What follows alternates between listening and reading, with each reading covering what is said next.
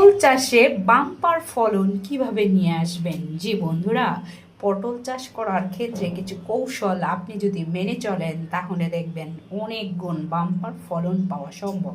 কাজেই আপনাকে ব্যবহার করতে হবে হরমোন বুস্টার 4, পাশাপাশি হচ্ছে আপনার ফ্রেমন ফাঁদ, যেটা মাছি পোকা দমনের কারণে পটলের জালিগুলো হলুদ হয়ে যাওয়া থেকে হওয়া থেকে রক্ষা করবে। এই বুস্টার 4টি যখন ব্যবহার করবেন, গাছে প্রচুর পরিমাণে পরাগায়ন হবে এবং স্ত্রী ফুলের সংখ্যা অনেক বৃদ্ধি করবে গাছে, যেটা আপনার ফলনের মাত্রাকে অনেক গুণ বাড়িয়ে দেবে।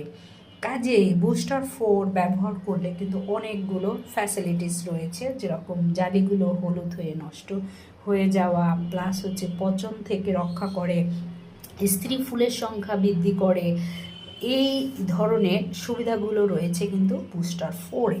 অবশ্যই আপনি প্রতি সপ্তাহে একবার বুস্টার 4 এটি ব্যবহার করবেন, প্রতি লিটার জলে 2 মিলি, এটা মেনটেন করবেন। সেকেন্ড অপশন হচ্ছে আপনার গাছে মাইক্রোনিউট্রিয়েন্ট এনপিকে যে সারটা, এটা ব্যবহার করবেন। কোন গ্রুপটি ব্যবহার করবেন?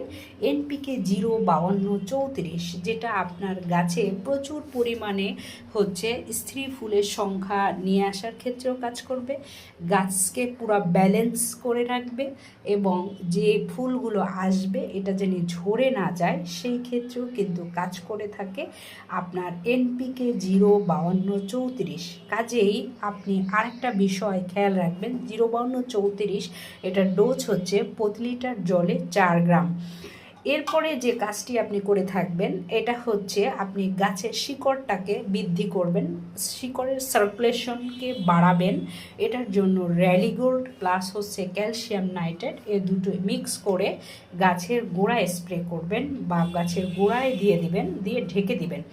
এইগুলো দিলে গাছে কিন্তু আপনার যে বিষয়টি হবে, ফলগুলো আঁকাবাঁকা হবে না, সাইজগুলো খুব স্ট্যান্ডার্ড থাকবে, গাছের কোয়ালিটি খুবই সুন্দর থাকবে এবং যে পটলের জালিগুলো এগুলো হলুদ হতে দেবে না। কাজেই এই যে বিষয়গুলো কন্ট্রোল করে চলবেন, দেখবেন পটলের বাম্পার ফলন নিশ্চিত করা 100% কিন্তু আপনি অন্য থেকে